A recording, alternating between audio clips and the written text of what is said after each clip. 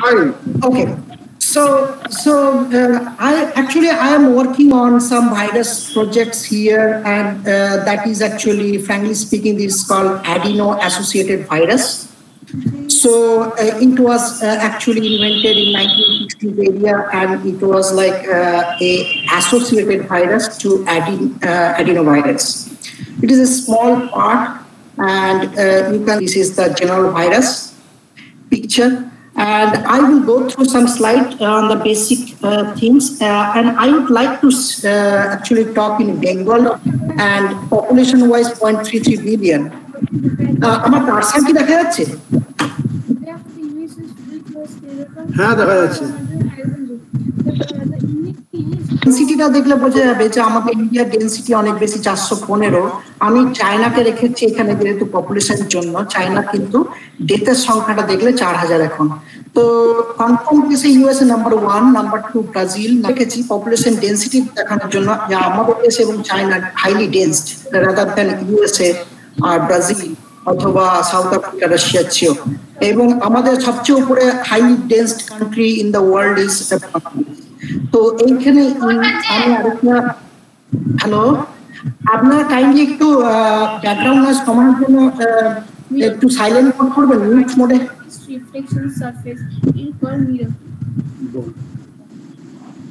Hello, বিনয়দা mute করুন, বিনয়দা mute করুন। ঠিক আছে, সাইলেন্ট করা হয়েছে। তো এই ইনফেকশন এখানে দেখতে পাবেন, ইনফেকশন মানে নাম্বারটা আমি ভাগ করেছি confirm case divided by population অনুসারে। সেখানে দেখবেন ইউএসএ নাম্বার 1.12 আর 100 সিটিজেন ইনফেকশন হচ্ছে। সেখানে ইন্ডিয়া দেখলে 0.08, কারণ এখানে অবশ্যই পপুলেশনটা হাই। চায়নাতে গেলে দেখা যাবে চায়না 1.4 বিলিয়ন, ইউএস ইন্ডিয়ার কাছে, কিন্তু এদের আরো কম ইনফেকশন, কারণ এই ডেটাটাও খুব কম দেখানো হয়েছে। বাংলাদেশ হাইলি পপুলেটেড, হাইলি ডেন্সড, কিন্তু তার সাথে এদের অনেক বেশি আমাদের থেকে। তো এর থেকে সহজেই বোঝা যায় যে ইন্ডিয়ার অবস্থা খুব যে মারাত্মক খারাপ তা নয় পপুলেশন ওয়াইজ। কিন্তু আরেকটা ডেটাও আছে ইনফেকশন বা ডিভাইডেড বাই কনফার্ম কেস, মানে কতজন আমরা কতজনকে বাই কনফার্ম কেস আমরা ট্রু সেন্সে ডেটাটা পাবো। হ্যালো, স্টোরিটা শুরু হয়েছিল প্রথমে ডিসেম্বর 2019 রিপোর্ট হয়েছিল, অফিসিয়ালি রিপোর্ট। তার আগেই শুরু হয়েছিল সেপ্টেম্বর থেকে, কিন্তু নিউমোনিয়া কেস সাবমিট করেছিল চায়না হুয়ের কাছে, WHO, যেটা প্রথম কেস নিউমোনিয়া বেরিয়েছিল সিটি অফ উহানে প্রথম। এরপরে দেখা গেছিল যে এটা ডিটেক্ট হয়েছে, এটা বেরিয়েছিল যেটা করোনা ভাইরাসের আমি হিস্ট্রিটা বলছি। এটা একটা নতুন করোনা ভাইরাস, একটা মিউটেশন ছিল। তারপরে আমরা দেখেছি লকডাউন, এরপরে আমরা লকডাউন পেজ থেকে আমাদের দেশে লকডাউন হয়েছে, এবং লকডাউন প্রিভেন্টিভ মেজার করার জন্য এই যে করোনা ভাইরাস। হ্যাঁ, এদিকে যদি বাঁদিকে ছবিটা দেখেন তাহলে দেখতে পাবেন এটা হচ্ছে ভাইরাস, কিন্তু আগের ছবিটা দেখিয়েছিলাম প্রথমে এটা স্পাইক ছিল না, এরকম মাথায় উঁচু ব্যাপার ছিল না। এইখানে যে স্পাইক লো, এইটা হচ্ছে আমরা মাইক্রোস্কোপে দেখতে পেয়েছি, সেই জন্য এটা করোনা। এটা ক্রাউনের মতো, এটা ক্রাউন বলে, এটা ক্রাউনের মতো দেখি, এটাকে করোনা বলা হয়, সেই জন্য এটাকে করোনা ভাইরাস বলা হয়। এরকম করোনা ভাইরাস ফ্যামিলি আছে, তার মধ্যে 7টা ডিটেক্টেড, যেগুলো হিউম্যানাইজড হয়েছে। তো এই করোনা ভাইরাসের ভেতরে থাকে ডিএনএ অথবা আরএনএ, কিন্তু করোনা ভাইরাসে আরএনএ থাকে, ডিএনএ থাকে না। অন্যান্য ভাইরাসে ডিএনএ। এটা একটা আর এই উপরে যে স্পাইক প্রোটিন, এগুলোই হচ্ছে করোনা, মানে এগুলি ক্রাউনের মতো দেখতে লাগে। তো করোনা ভাইরাস অনেকভাবে ইনফেক্ট করতে পারে, গ্যাস্ট্রোইন্টেস্টিনাল আর রেসপিরেটরি। সো রেসপিরেটরি ক্ষেত্রে মাইল্ড আর সিভিয়ার হয়। মাইল্ডের ক্ষেত্রে কমন কোল্ড হতে পারে, নিউমোনিয়া হতে পারে। সিভিয়ারের ক্ষেত্রে আমরা দেখেছি severe acute respiratory SARS Covid, যেটা চায়নাতে অলরেডি 2019-এর আগে একটা বেরিয়েছিল একটা ফরম্যাটে, সেটা 2003-তে। তারপরে একটা হচ্ছে Middle East respiratory syndrome, sorry, এটা এস হবে, Middle East respiratory syndrome covid Saudi আরবিয়ায় 2012-তে দেখা গেছিল। তো এই ধরনের যে করোনা ভাইরাস এরা আগেই দেখা গেছিল, যেটা চায়নাতে হয়েছিল সেই নিউমোনিয়াটা স্পেশালি যেটা হয়েছিল লাংসে ইনফেকশন হয়েছিল, সেখান থেকে ডিটেক্ট করেছিল। কিভাবে এটা ছড়ায় না, এটা এক্সপোনেনশিয়াল হারে, এটাই মেন। এটার ক্ষেত্রে মর্টালিটি রেটটা 2 থেকে 4% হলেও এর গ্রোথ মানে স্প্রেড করার প্রবণতাটা খুব, ইনফেকশন এবিলিটিটা খুব স্ট্রং, ছড়িয়ে পড়তে পারে। এবং এটা প্রথম থেকে শুরু হয়েছিল চায়না থেকে, তারপর স্প্রেড করে তাদের লোকজন, তখন জানা যায়নি, তখন অনেকের মধ্যেই ক্যারি করছিল, জানতে পারেনি। যারা ইউরোপে গেছে, আমেরিকায় গেছে, ইন্ডিয়া এসছে, তারা কিন্তু ওগুলো ক্যারি করে করে 213টা কান্ট্রিতে এইভাবে ছড়িয়েছিল। তো করোনা ভাইরাস কি? করোনা ভাইরাস কি আজকেই এসছে 2019-এ? তা না। করোনা ভাইরাসের 7টা এরকম human corona virus already discover হয়েছে। প্রথম যেটা করোনা মিনস ওই যে মাথায় যে স্পাইকগুলো দেখা যাচ্ছে, এইগুলো করোনার মতো। এই করোনাটা যেগুলোতে থাকে সেগুলোকে আমরা করোনা ভাইরাস বলি, এবং তাদের ফ্যামিলি আছে, তাদের মেম্বার আছে, একটা ফ্যামিলি মেম্বার। তো 1968-এ প্রথম করোনা ভাইরাস ইন্ট্রোডিউস হয়েছিল। এটা ইউএসএ তে প্রথম শুরু হয়েছিল 1966-এ ইউএসএ তে, যার এইটা হচ্ছে আলফা করোনা ভাইরাস নাম ছিল, এই স্ট্রেনটা ছিল। তারপর 1967-এ ইউএসএ তে আরেকটা স্ট্রেন পাল্টে দিয়েছিল, মিউটেশন হয়, আরেকটা হচ্ছে বিটা করোনা ভাইরাস। 2003-এ চায়নাতে, একটু আগে যেটা শেয়ার করলাম, এটা হচ্ছে যে severe acute respiratory syndrome SARS কোভিড-1 বিটা করোনা ভাইরাস। এই বিটা আর আলফা এরকম বিভিন্ন ধরনের করোনা ভাইরাস থাকে। 2004-এ নেদারল্যান্ডে একটা হয়েছিল করোনা ভাইরাস পাওয়া গেছিল, 2005-এ হংকংয়ে, তারপরে 2012-তে মিডল ইস্টে, এবং 2019-এ নতুন একটা পাওয়া গেছিল যেটার সাথে মিল আছে, যেটা হচ্ছে পেরেন্ট বলা যায়, পেরেন্টাল, যেটা সেটা হচ্ছে 2003-এ এসেছিল চায়নাতে, তারই মডিফিকেশন হয়েছে নতুন ধরনের, সেটা হচ্ছে চায়নাতে। সেইটাই হচ্ছে নোভেল, এনওভি মিনস নোভেল মানে নতুন, আর করোনা ভাইরাস, তাই নোভেল করোনা ভাইরাস বলা হয়।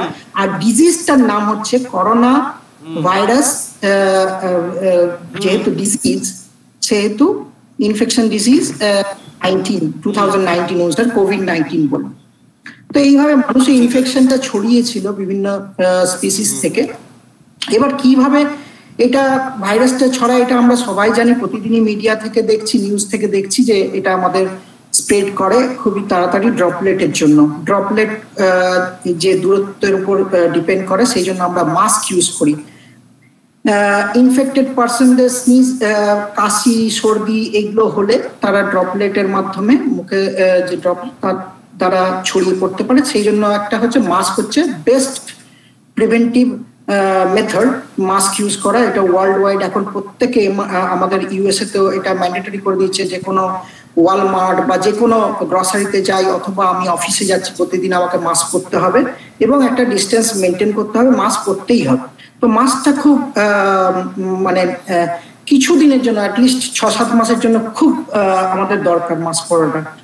আর এই ড্রপলেট গুলো যাতে ছড়িয়ে, ডিস্টেন্স কেননা জামা কাপড়েও লাগতে পারে, কানে লাগতে পারে, অন্য কোথাও টাচ হতে পারে, সেই জন্য আমাদের একটা ফিজিক্যাল ডিস্টেন্স বলা হয়েছে, যে এই ধরনের 6 ফুট ডিস্টেন্স মেনটেন করাটা সাইন্টিফিক, যাতে না ছড়ায়, just preventive precaution and preventive measure. Gloves পরা যেতে পারে, কিন্তু সবসময় গ্লাভস পরা হয়ে ওঠে না, তাই জন্য আমরা স্যানিটাইজার ইউজ করি। স্যানিটাইজারে একটা প্রবলেম হচ্ছে, স্যানিটাইজারে অ্যালকোহল থাকে।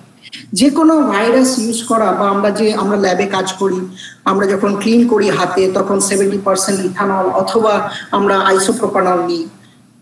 এই ক্ষেত্রে কি হয় না, যখন ভাইরাস হাতে থাকে তখন বা যে কোনো ব্যাকটেরিয়া থাকে, ভাইরাস কোনো কিন্তু প্রাণ নয়, এরা ব্যাকটেরিয়া। যেমন ব্যাকটেরিয়া, ফাঙ্গাসের মধ্যে নিউক্লিয়াস আছে, একটা লিভিং বডি, কিন্তু ভাইরাসটা লিভিং বডি নয়। যখন বডির বাইরে থাকে তারা একটা পার্টিকেল, তার মধ্যে ডিএনএটা থাকে, আর চারপাশে একটা ফুটবলের মতো ভাবা যেতে পারে, ফুটবলের মধ্যে ডিএনএ লুকিয়ে আছে, আর ফুটবলের বাইরের লেয়ারটা হচ্ছে প্রোটিনের লেয়ার, একটা প্রোটিনের বল, মানে লাড্ডুর মতো বা এরকম ভাবা যেতে পারে, রসগোল্লার মতো। ভেতরে ডিএনএটা আছে, বাইরে হচ্ছে প্রোটিনের বল। এবার সেটা শরীরের মধ্যে যখন ঢুকবে, তখন আমাদের সেলের মধ্যে যখন ঢুকবে, তখন ওটা রেপ্লিকেশন হয়, ওর মধ্যে কোড থাকে, সেই কোড অনুসারে ডিএনএ কোড, আরএনএ কোড থাকে, জেনোমিক ডিএনএ, সেই কোডটাকে সেল ওটা ডিটেক্ট করতে পারে এবং সেলের বিভিন্ন মেশিনারির মাধ্যমে সে ওই একটা ভাইরাস ঢুকলে আরো মানে ভাইরাস সেইটা হচ্ছে ইনফেকশন। আর যখন আমরা ব্যাকটেরিয়া বা ফাঙ্গাস ইউজ করি, হাতে অ্যালকোহল ছড়াই, তখন সেটা কি করে, অ্যালকোহল কি করে ব্যাকটেরিয়ার মেমব্রেন গুলোকে ভেঙে দেয়, র্যাপচার করে দেয়, ফলে ব্যাকটেরিয়াটা নষ্ট হয়ে যায়। কিন্তু ভাইরাসে সেটা হয় না। সেই জন্য অ্যালকোহল স্যানিটাইজার ইউজ করলে দেখবেন ঘষে দেওয়ার পরই কয়েক সেকেন্ডের মধ্যে উড়ে গেল, তাহলে কন্ট্যাক্টটা পেলো না, অ্যালকোহল উড়ে চলে গেল। কিন্তু অ্যালকোহল কিন্তু আমার এখানে নেই, অ্যালকোহল আমার কন্ট্যাক্টে না থাকলে সে কিন্তু ভাঙতে পারবে না, একটা টাইম চাই, কন্ট্যাক্ট টাইম বলে ওটাকে। কন্ট্যাক্ট টাইমটা খুব জরুরি, ওই জন্য সাবান দিয়ে হাত ধোয়াটা খুব সাইন্টিফিক, কারণ অনেকক্ষণ ধরে হাত ধোয়া হয় এবং সাবানে যে মলিকিউলটা থাকে সেটাকে বলে ফ্যাটি অ্যাসিড পার্ট থাকে একটা, সেটা কি করে ওই ছোট ছোট জিনিসগুলোকে সলিবলাইজ করে ওগুলো জলের মাধ্যমে ধুয়ে ওয়াশ আউট করে দেয়। কিন্তু অ্যালকোহলে সেটা পারে না, স্যানিটাইজার আমার হাতে দিয়ে উড়ে চলে যায়, তারপরে কিন্তু আর হাতের জিনিসগুলো হাতেই থেকে যায়। অতএব স্যানিটাইজার আমার কাছে সাইন্টিফিক নয় ততটা। হাত ধোয়াটা, সাবান জলে হাত ধোয়াটা হচ্ছে সবচেয়ে ভালো পদ্ধতি। তো কিভাবে সিমটম গুলো আমরা সবাই জানি, এগুলো শুনে থাকি প্রতিদিনই। তো এটা একটা বলে ইনকিউবেশন পিরিয়ড। যেটা ইনকিউবেশন পিরিয়ড মানে ইনফেকশন হয়েছে আমি জানি না, কিন্তু আমি কোনো কন্ট্যাক্ট পেয়ে গেছিলাম, এক্সপোজার পেয়ে গেছিলাম, তারপরে আমার একটা টাইম লাগে, যে টাইমের মধ্যে আমার এই সিমটম গুলো বেরোবে, যেমন কাশি, সর্দি, জ্বর বা গলায় খুসখুস করা, এই ধরনের জিনিসগুলো, বা কিডনিতে প্রবলেম, এগুলো 5 থেকে 14 দিন লাগে টাইম। সেফ সাইড হচ্ছে 21 দিন, তাই জন্য 5 থেকে 14 দিন বলে কোয়ারেন্টাইন পিরিয়ড, যাতে ইনকিউবেশন পিরিয়ড, তার মধ্যে লক্ষণটা বেরোতে পারে যদি কিছু থেকে থাকে, আর না হলে আসবে না। তো এইটা সিমটমের পার্ট।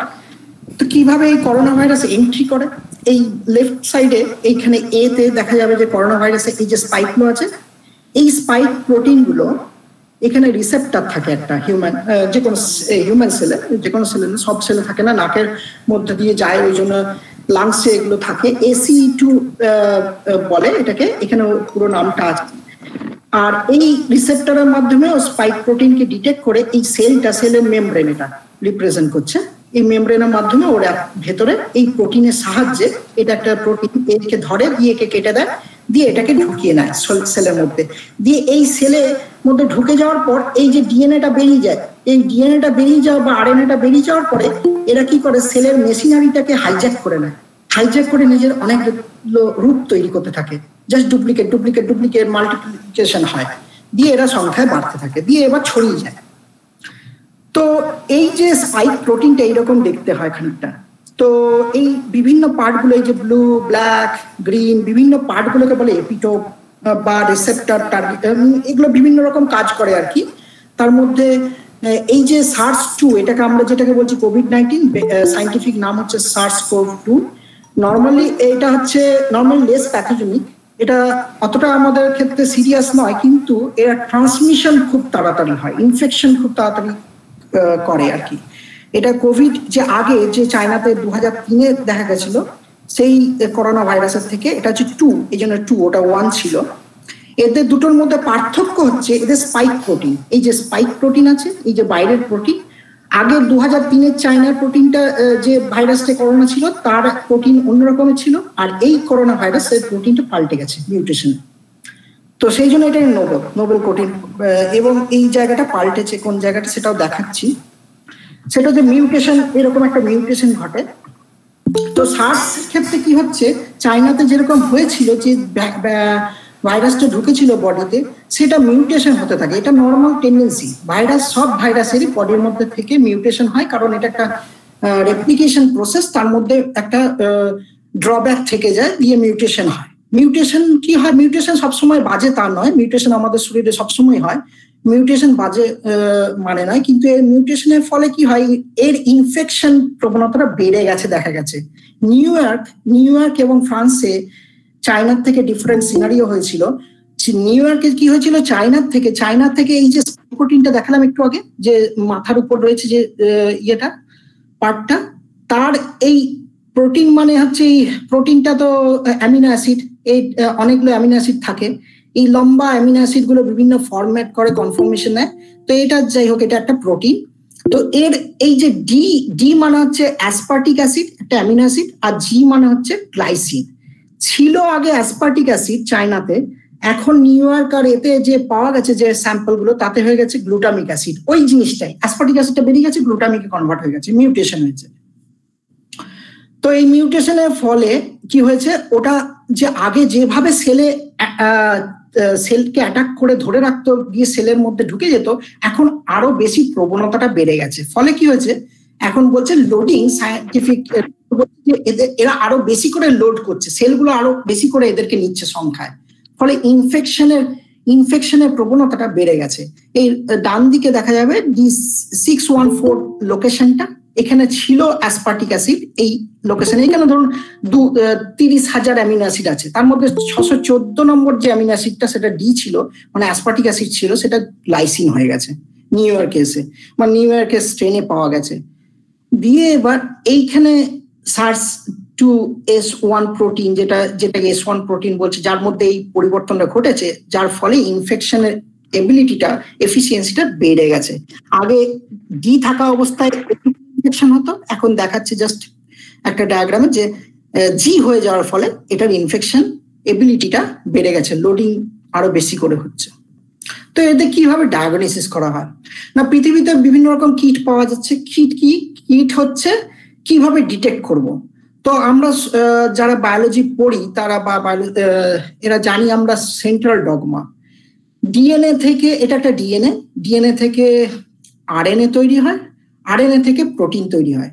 ডিএনএটা নিউক্লিয়াসের মধ্যে আরএনএ কে তৈরি করে, আরএনএটা নিউক্লিয়াস থেকে বেরিয়ে এসে সেলের মধ্যে প্রোটিন তৈরি করে। তো ডিএনএটা তো নেই, তাহলে আরএনএ আছে। আরএনএ তো আমাদের করোনার মধ্যে আরএনএ আছে, কি জিনোমের ভেতরে থাকে যেটা আরএনএ।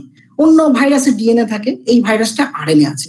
তাহলে এই আরএনএটাকে ডিটেক্ট করা হয় একটা পদ্ধতি বলে QRT-PCR, পলিমারেজ চেইন রিয়াকশন, এটাকে বলে reverse transcriptase polymerase chain reaction. তো এই আরএনএটা ভেতরে যে বলে, ধরুন ফুটবলের ভেতরে যে আরএনএটা আছে, সেইটাকে ডিটেক্ট করবো, সেটাকে ফুটবলটাকে ভাঙবো, র্যাপচার করে দিই, দিয়ে আরএনএটাকে বার করে আনি, দিয়ে এবার বিভিন্ন ভাবে একটা পদ্ধতি আছে, সেটাকে বলে রিয়েল টাইম RT-PCR, সেই পদ্ধতিতে ওইটাকে ডিটেক্ট করা হয়। এই একটা মেশিন থাকে, এই স্যাম্পল থাকে। এটা কঠিন না, তবে সবচেয়ে বড় চ্যালেঞ্জিং হচ্ছে এটা প্রচন্ড সেন্সিটিভ। তো এই QRT-PCR আর প্রোটিন, এই দুটো নিয়ে আমি বলছি। QRT-PCR এই টেকনিকের মাধ্যমে করা হয়, কিন্তু তার ড্রব্যাক কি, তার কয়েকটা প্রবলেম আছে। তার জন্য আরেকটা পদ্ধতিও আছে, প্রোটিন কস্টলি। এটা হচ্ছে চিপ, এটা কস্টলি তুলনামূলকভাবে। তো কি আরেকটা পদ্ধতি, ডায়াগনোসিস 2, মেথড 2, এটা হচ্ছে প্রোটিন ডিটেকশন করা হয়। ওই যে প্রোটিন থাকে, এই প্রোটিনটা, তো আপনি আরএনএ ডিটেক্ট করতে পারেন অথবা প্রোটিন ডিটেক্ট করতে পারেন, কারণ আপনার জিনোমের মধ্যে যে ভাইরাসের মধ্যেই আরএনএটা আছে, আরএনএটা পরের স্টেপে প্রোটিন হয়ে যায়, সেই প্রোটিনটাও ডিটেক্ট করতে পারেন।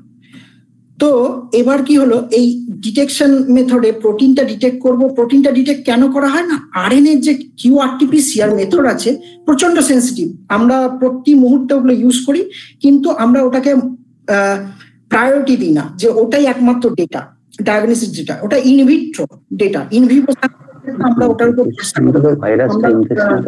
প্রোটিনের দিকে যাই। প্রোটিনটা হচ্ছে বেস্ট, কারণ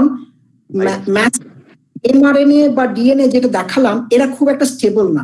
ডিএনএ আরএনএ খুব একটা স্টেবল না, এটা নষ্ট হয়ে যায় খুব তাড়াতাড়ি। এই যে আপনাদের কাছে সোয়াব বা যা কিছু স্যাম্পল কালেক্ট করা হচ্ছে, তার মধ্যে যদি ডিএনএ আরএনএ থাকে, খুব ভালোভাবে কেয়ারফুলি সেই স্যাম্পল গুলোকে কিন্তু যেখানে ডায়াগনোসিস সেন্টার, সেখানে অব্দি ভালোভাবে পৌঁছাতে হবে, ঠান্ডায় রাখতে হবে, ড্রাই আইসে রাখতে হবে, অথবা লিকুইড নাইট্রোজেনের মধ্যে রাখতে হবে। বরফে রাখলে কিন্তু হয় না, ওরা নষ্ট হয়ে যায়। কিন্তু প্রোটিনের কি হয়, লাইফ টাইম অনেক বেশি, প্রোটিন অনেকক্ষণ ধরে থাকতে পারে, কিন্তু ডিএনএ আরএনএ অত স্টেবল না। সেই জন্য প্রোটিন ক্যাপচার করে, মানে আপনার কাছে প্রোটিন স্যাম্পলটা নিল, এবার যদি মিস হ্যান্ডেলিং করে, কেউ যদি ভালোভাবে হ্যান্ডেল নাও করে, কিন্তু প্রোটিনটা থেকে যাবে, কিন্তু আরএনএটা নষ্ট হয়ে যেতে পারে। ওই জন্য RT-PCR সবসময় সেন্সিটিভ, খুব কেয়ারফুলি RT-PCR করতে হয়, যে করছে খুব ভালো এক্সপিরিয়েন্সড হতে হয়। এবং স্টোর করা, এই যে collection, storage R handling is very urgent. এই প্রসেসগুলো যদি একটু কোথাও গন্ডগোল হয়, তাহলে QRT-PCR পজিটিভ রেজাল্টও ভুল আসতে পারে। সেই জন্য যে RT-PCR উপর 100% ভরসা করা উচিত না, কিন্তু তবু তো কি এবার বলা যাক কিভাবে প্রোটিন সিনথেসিস করে, তাই না? তো ডিএনএ আরএনএ নিয়ে তো ভাইরাস ভেতরে ঢুকে গেল সেলের ভেতরে। আমি তো সেলের ভেতরটা সেলগুলোকে আমি সোয়াব নিয়ে, গলার থেকে সোয়াব নিয়ে আমি ওগুলোকে ওখান থেকে সেলগুলোকে ভেঙে ভাইরাসটাকে ভেঙে আমি আরএনএটাকে বার করে আনলাম, দিয়ে আরটিপিসিআর করলাম, ঠিক আছে। এর পরের পদ্ধতি হচ্ছে ওই ভাইরাসটাকে ভেঙে আমরা প্রোটিনটাকে বার করে আনলাম। প্রোটিনে কি হয়, মানে ভাইরাসটাকেও ভাঙার দরকার নেই, এক্ষেত্রে হচ্ছে ব্লাড থেকেও বার করতে পারে, আপনার ব্লাড কালেক্ট করেও করতে পারে। তো কি হয় না, এরা যে এই যে বলছে অ্যান্টিবডি প্রডিউস করে, ভাইরাস অ্যান্টিবডি কিভাবে প্রডিউস করে না, ভাইরাস যখন আমাদের বডির মধ্যে, আমাদের রক্তকণিকার, বিভিন্ন রকম রক্তকণিকার মধ্যে একটা হচ্ছে লিম্ফোসাইট বি সেল বলে, বি সেল থাকে। এই বি সেল প্রোটিন অ্যান্টিবডি তৈরি করে। বি সেল কোনোভাবে যদি ভাইরাসের ওই খোলক মানে ভাইরাস লেয়ারটাকে সেন্স করে নিতে পারে যে ও এটা ভাইরাস, এটা ফরেন পার্টিকেল, এটা বাইরের পার্টিকেল, আমি চিনতে পারছি না, এটা কিন্তু ও যদি ডিটেক্ট করে নিতে পারে, তাহলে ওই বি সেল আলটিমেটলি অ্যান্টিবডি তৈরি করে ওর এগেনস্টে, এই ধরনের অ্যান্টিবডি বি সেল, এই বি সেল অ্যান্টিবডি তৈরি করে।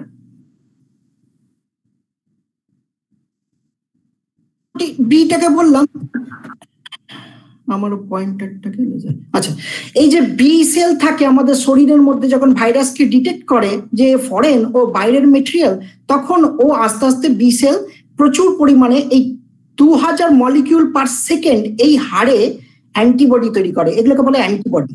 তো ওটা হলো ধরুন ভাইরাসটাকে বলে অ্যান্টিজেন সাইন্টিফিক্যালি, আর এটা শরীর তৈরি করে অ্যান্টিবডি। অ্যান্টিবডি অ্যান্টিজেন, অ্যান্টিজেন বাইরের মলিকিউল, এটা হলো অ্যান্টিজেন, আর এরা তৈরি হলো অ্যান্টিবডি, বি সেল তৈরি করে দিল। কেন বি সেল তৈরি করলো? এবার এই অ্যান্টিবডি গুলো গিয়ে ভাইরাসের এই স্পাইক প্রোটিন গুলোকে কবজা করে নেবে, দিয়ে ব্লক করে দেবে। তার ফলে কি হবে, এই স্পাইক প্রোটিন গুলো সেলের সাথে ইন্টারঅ্যাক্ট করতে পারবে না, এগুলোকে হাইড করে দিল, নিউট্রালাইজ করে দিল, এটাকে বলে নিউট্রালাইজেশন, মানে নিউট্রাল করে দিল। এখানে এ চলে এলো, সব স্পাইক প্রোটিন গুলোকে আটকে দিল, দিয়ে ব্লক করে দিল। তার ফলে কি হলো, এই নিচের ছবিটা দেখুন, ব্লক করে দিতে আর এরা কিন্তু আর আসতে পারছে না, এই সেলটার গায়ে যে লাগতে পারছে না, সবুজ গুলো গায়ে আর লাগতে পারছে না, ব্লক করে দিল। এই জন্যই আমাদের বলছে যে ভ্যাকসিন। ভ্যাকসিন মানে কি? ভ্যাকসিন হচ্ছে এইগুলো যে আমরা দেওয়া হবে একটা মৃত কোষ অথবা ডিএনএ আরএনএ বডির মধ্যে, কিন্তু বডি বি সেল এইগুলো তৈরি করবে, গ্রিন গুলো দিয়ে, এই ভাইরাস যখনই আমাদের শরীরে ঢুকবে এই গ্রিন গুলো গিয়ে ওদেরকে ব্লক করে দেবে, ফলে শরীরে আর অ্যাটাক হতে পারবে না। যতক্ষণ যে পরিমাণে ওরা থাকবে আর শরীরে যেতে পারবে না, ফলে রক্ত বীজের মতো যে বেড়ে যাওয়া, সংখ্যায় বেড়ে যাওয়া, সংখ্যাটা আর বাড়বে না, ফলে ওরা এক সময় মারা যাবে। কারণ ওদের একটা নিয়ম থাকে ভাইরাসের, যেটা বলে প্রোটিয়েজ, সেরিন প্রোটিয়েজ থাকে, ওরা চপ করে দেয়, কেটে দেয়, ভাইরাস গুলো নষ্ট হয়ে যায়। ওই জন্য আমরা কিন্তু এরকম নই, সারা পৃথিবীতে 10⁻31 সংখ্যক ভাইরাস থাকে, 10⁻31, 10⁻3 মানে হচ্ছে 1000, 10⁻31 সংখ্যক ভাইরাস থাকে, এবং ম্যাক্সিমাম থাকে সমুদ্রে। তো ভাইরাস আমরা এই নয় যে করোনা ভাইরাসটা আমরা দেখতে পাচ্ছি, করোনা ভাইরাসটা আমরা বুঝতে পারছি কারণ এই আরটিপিসিআর বা মেথড গুলো আছে যেগুলো দিয়ে আমরা ডিটেক্ট করতে পারছি বলে করোনা ভাইরাসকে বুঝতে পারছি এটা করোনা ভাইরাস। কিন্তু এর আগে তো আমরা ভাইরাস গুলোকে বুঝতে পেতাম না, যখন ইনফেকশন হয়ে যেত, মানুষ মারা যেত, তখন আমরা বুঝতাম যে ওই রোগে হয়তো মারা গেছে, কিন্তু তার কোনো এভিডেন্স ছিল না এর হয়েছিল, এর কিছু হয়েছিল, লক্ষণ দেখা যেত হয়তো উইকনেস, এই হানা টানা, কিন্তু অন্য কোনো ডিটেকশন মেথড ছিল না। এখন আমরা ডিটেকশনের মেথড আছে ওই আরটিপিসিআর। এরপরে হচ্ছে সেকেন্ড ডিটেকশন মেথড, যেটা এখন বলছি, এটাকে বলে ELISA, enzyme linked immuno absorbent as. এতে কি হয়, এই যে প্রোটিন গুলো যে তৈরি করেছে না, ভাইরাস শরীরের ভেতর গেল, বি সেল শরীরের মধ্যে বি সেল যেটা আছে, সে প্রচুর পরিমাণে অ্যান্টিবডি তৈরি করলো ভাইরাসের এগেনস্টে। এই যে ব্লাডের মধ্যে এই অ্যান্টিবডিটা চলে এলো, তখন এই অ্যান্টিবডি গুলো, এই একটা মেথড আছে এলাইজা, সেখানে স্পেসিফিক অ্যান্টিবডি তৈরি করে ওকে ডিটেক্ট করা যায়, এবং ন্যানোগ্রাম লেভেলে, ন্যানোগ্রাম মানে 10⁻⁹, ন্যানোগ্রাম পিকোগ্রাম 10⁻⁻12, এই লেভেলে ডিটেকশন ওদের সেন্সিটিভিটি এলাইজা, এবং হ্যান্ডেলিংও খুব একটা কষ্টকর নয়, কারণ প্রোটিন আমি অ্যান্টিবডি হ্যান্ডেল করছি, অ্যান্টিবডি হ্যান্ডেল খুব easy rather than DNA RNA handle. RNA খুবই আনস্টেবল, ডিএনএ তবু স্টেবল, আর প্রোটিন হচ্ছে সবচেয়ে স্টেবল। সেই জন্য প্রোটিন হ্যান্ডেলিং করাটা, আমরা এই যে যারা হ্যান্ডেল করতে আসে তারা খুব একটা তো ট্রেন না, সেক্ষেত্রে প্রোটিন হ্যান্ডেলটা, কিন্তু এটা কস্টলি, এলাইজা খুবই কস্টলি, এলাইজা হচ্ছে পারফেক্ট অ্যাসে হতো। যাই হোক, তো এবার প্রিভেনশন মেথড এটা যদি হয়, আমরা সবাই জানি এটা নিয়ে আলোচনা হয়, এটা নিয়ে বলা হয়, তাহলে প্রিভেনশন মেথড নাম্বার 1 সারা পৃথিবী এখন মেনে নিয়েছে, আমাদের এখানেও করা হচ্ছে ম্যান্ডেটরি এবং বাধ্য, আমরা করতে বাধ্য। সেটা হচ্ছে মাস্ক। মাস্ক পরতেই হবে, কারণ কারুর থাকুক না থাকুক, বা কম বয়স হোক বা বেশি বয়স হোক, বলছে যে সিমটম যদি না থাকে, সিমটম না থাকলেও বুঝতে পারবেন না, আপনার কেউ ডিটেক্ট করতে পারলো না, কিন্তু আপনার মধ্যে সিমটম আছে যা। আচ্ছা, তাহলে এইটা হচ্ছে আমি যে কোম্পানিতে কাজ করি, আমার নিজের ব্যক্তিগত অভিজ্ঞতা থেকে বলছি, আমি এখন প্রজেক্ট একটা পার্ট, মানে আমি একটা প্রজেক্ট রান করছি যেটা ক্লিনিক্যাল ট্রায়াল আছে, ফেজ 2 ফেজ 3 তে যাবে। তো করতে হয় প্রথমত ল্যাবে, এগুলো ইনভিট্রো ইনভিভো। ইনভিট্রো মানে ল্যাবে করা হয়, ইনভিভো মানে অ্যানিমেল নিয়ে করা বলে কি ইনভিভো, যে কোনো হিউম্যান, মাউস, মাঙ্কি। তো এগুলো বেসিক রিসার্চের পর আর্লি ডিসকভারি, প্রিক্লিনিক্যাল, এগুলো যখন সাকসেসফুল হয় তখন আমরা হিউম্যান ট্রায়ালে যাই। হিউম্যান ট্রায়াল এখন প্রচুর পরিমাণে হিউম্যান অ্যাভেলেবল এক্ষেত্রে। তো ফেজ 1, ফেজ 2, ফেজ 3 বলে 3টে স্টেপ আছে। এখানে এফিসিয়েন্সি দেখা হয়, এফিকেসি দেখা হয়, টক্সিসিটি দেখা হয়, তারপর র্যান্ডম ট্রায়াল করতে হয় যার কাছে খুশি, এবং প্রচুর সংখ্যক লোকের ক্ষেত্রে র্যান্ডম ট্রায়াল করা হয়, এইখানে নাম্বার দেওয়া আছে। তারপরে এফডিএ কাছে বলতে হয়, এফডিএ কাছে অ্যাপ্রুভাল নিতে হয়, আমাদের দেশের ক্ষেত্রে একটা সেন্টার আছে, সেখানে অ্যাপ্রুভাল নিতে হয়, তারপর মার্কেটে আসে। অতএব এটা 1 মাসের জব নয়, পুরো প্রসেসটা একটা 600 পয়েন্ট আছে। তো এইগুলো হচ্ছে ইউএস কোম্পানি, আর এই যেমন Johnson and Johnson, Pfizer, Moderna, AstraZeneca, আমাদের যেমন এই অ্যাস্ট্রাজেনিকার একজন স্টাফ আমাদের কলিগ হয়েছে, এরা অক্সফোর্ডে কাজ করছে, যেটা এই কোম্পানিটা একটা কোম্পানি আছে ইন্ডিয়াতে, যে ভারত বায়োটেক হায়দ্রাবাদে, এবং আরেকটা কোম্পানি আছে মুম্বাই, পুনেতে, যারা ওয়ার্ল্ড ওয়াইড ভ্যাকসিন তৈরি করে সারা পৃথিবীতে এক্সপোর্ট করে। তো তারা এই অক্সফোর্ড ইউনিভার্সিটির সাথে কোলাবোরেট করছে, অক্সফোর্ড ইউনিভার্সিটি ইনভেন্ট করছে আর ওরা কোলাবোরেট করছে, কারণ ওদের সেই ফ্যাক্টরি ম্যানুফ্যাকচারিং ফেসিলিটিটা আছে, যেটা দিয়ে ওরা প্রচুর পরিমাণে ম্যানুফ্যাকচার করতে পারে, কারণ প্রচুর মিলিয়ন্স অফ পেশেন্টস, তাদেরকে সাপ্লাই দিতে হবে।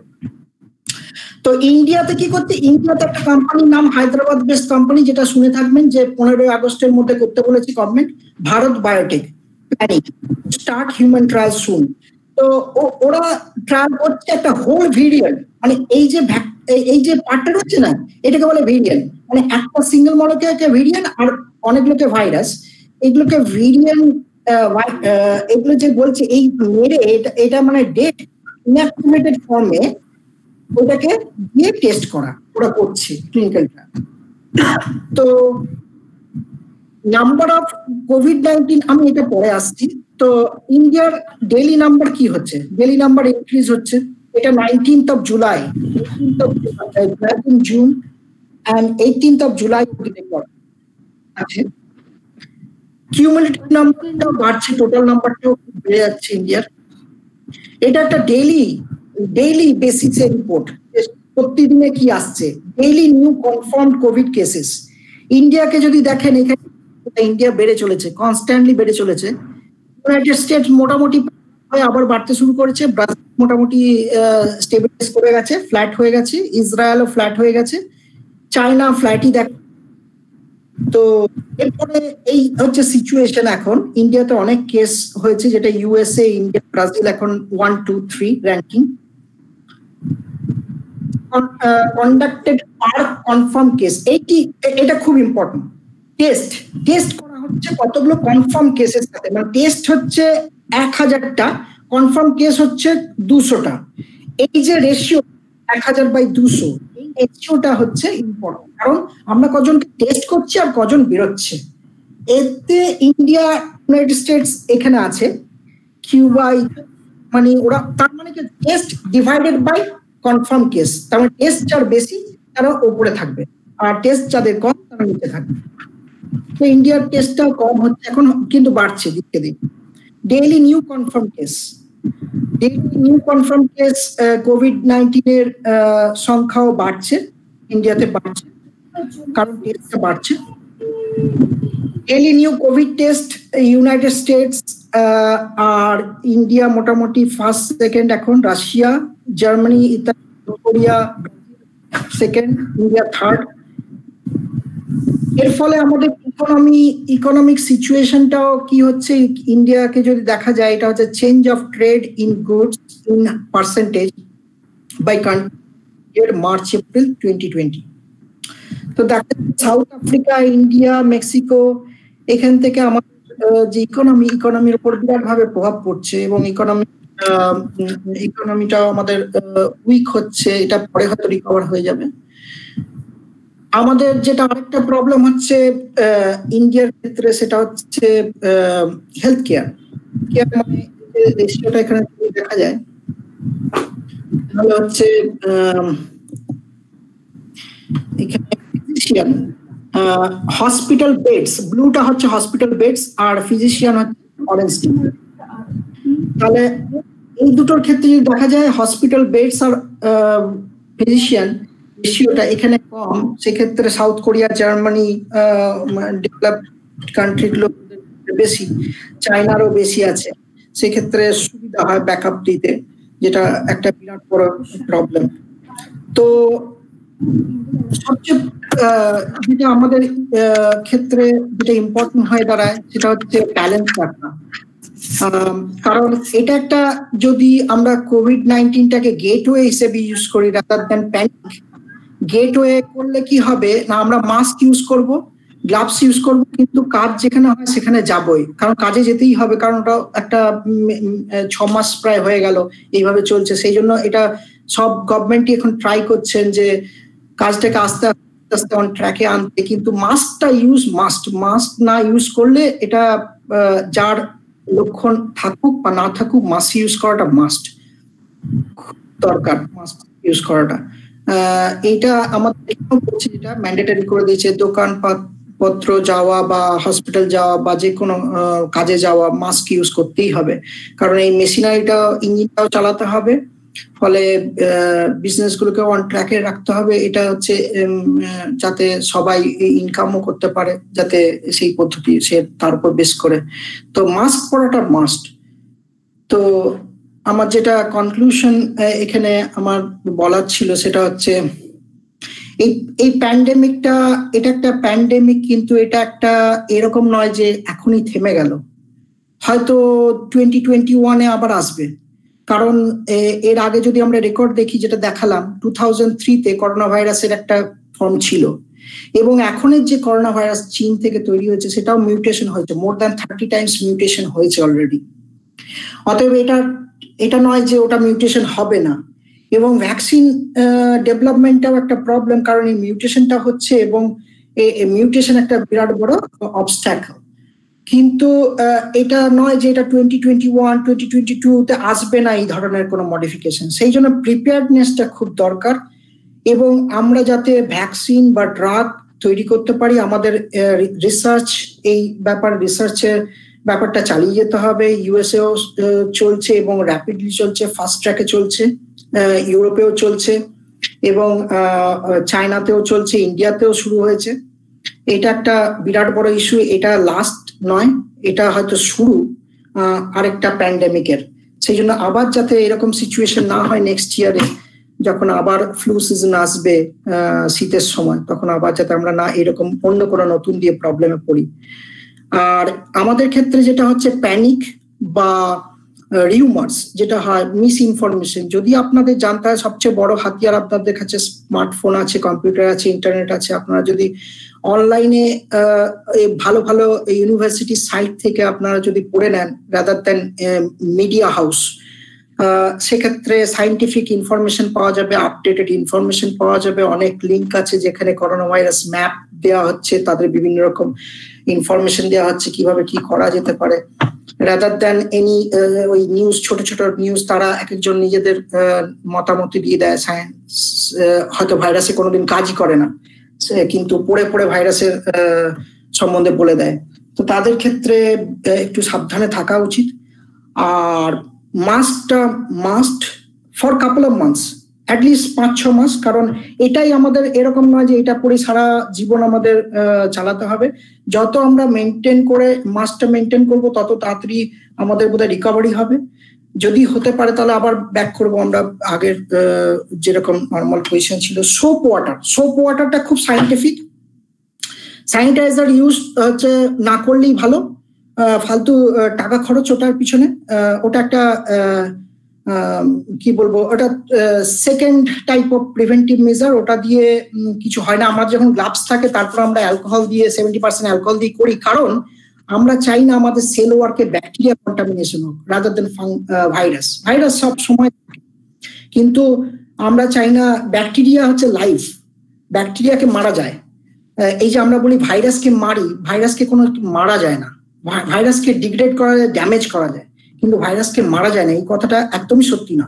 ভাইরাসকে মৃত, জীবন এবং মৃত্যু বলা হয় যার জীবন থাকে, এর জীবনই নেই ভাইরাসের। তো ভাইরাস যদি নিয়ে পড়েন তাহলে অনলাইনে পড়তে পারেন যে ভাইরাস একটা হচ্ছে বড় সেল, যে স্ট্রাকচার গুলো দেখালাম তার মধ্যে ডিএনএ আরএনএ থাকে।